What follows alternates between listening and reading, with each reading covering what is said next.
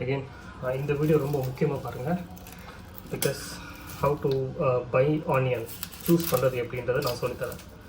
நிறைய பேர் சும்மா கடைக்கு வருவாங்க, அப்படியே எடுத்து போட்டுருவாங்க. இன்னும் இந்த வாட்டி நானும் சூப்பர் மார்க்கெட் தான் வாங்கினேன், சூஸ் பண்ணி வாங்கலை. பிகாஸ் உங்களுக்கு கிளியராக தெரியணுன்றதுக்காக ஐ மேட் சாய்ஸ் எப்படி இருக்கக்கூடாது, எப்படி இருக்கணுன்றதை. இவ்வளோ கட்டு நாங்கள் 3 டைப் ஆஃப் ஆனியன்ஸ் எடுத்திருக்கேன். ஒன்று ரொம்ப சின்னது, கொஞ்சம் பெருசு பட் அன்ஈவன் சைஸ்.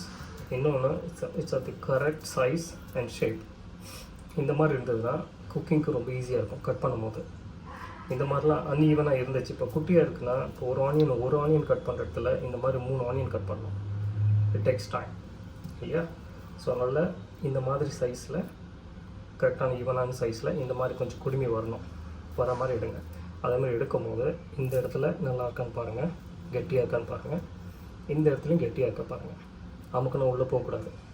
உள்ளே போயிருக்குன்னா பொருள் ஆல்ரெடி கெட்டு இருக்குன்னு அர்த்தம். ஸோ ஆனியன் வாங்கும்போது இப்படி தான் எடுத்து பார்க்கணும். You got it. இந்த மாதிரி பார்க்கணும். இப்போ இந்த ஆனியன்லாம் பாருங்கள், நல்லா தான் இருக்குது, கட் பண்ணால் நல்லா தான் இருக்கும்.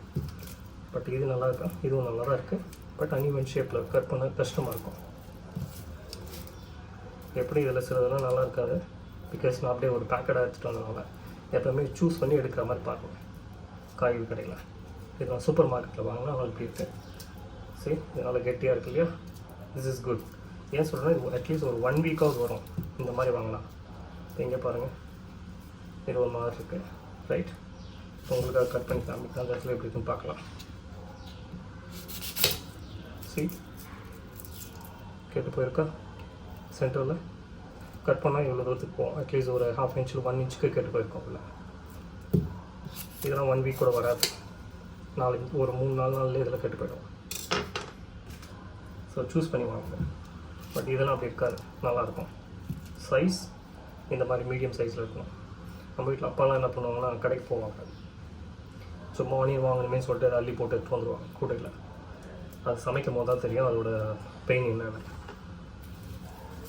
ஒவ்வொரு நாளும் கட் பண்ணும்போது to be like so tensed இந்த மார்னிங் டைம். ஸோ பாருங்கள், இந்த மாதிரி சைஸில் வாங்கிக்கும். அதாவது ரொம்ப சிறுசாகவும் இருக்கக்கூடாது, ரொம்ப பெருசாகவும் இருக்கக்கூடாது.